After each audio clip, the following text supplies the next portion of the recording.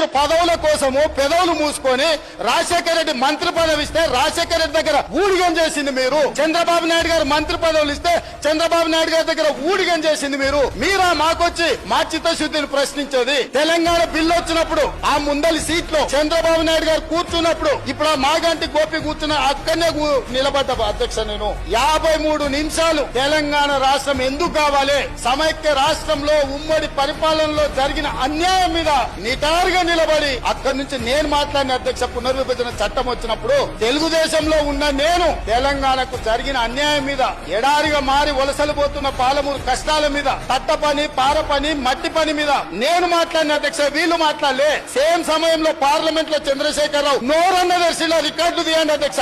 ఎవరో చేస్తే ఎవరో త్యాగం చేస్తే ఆ త్యాగాల పునాదుల మీద ఆత్మ బలిదానాలు చేసుకున్న శవాల మీద అధికారంలోకి వచ్చిన వీళ్ళు ఈ రోజు మమ్మల్ని అధ్యక్ష తప్పులు పట్టేది.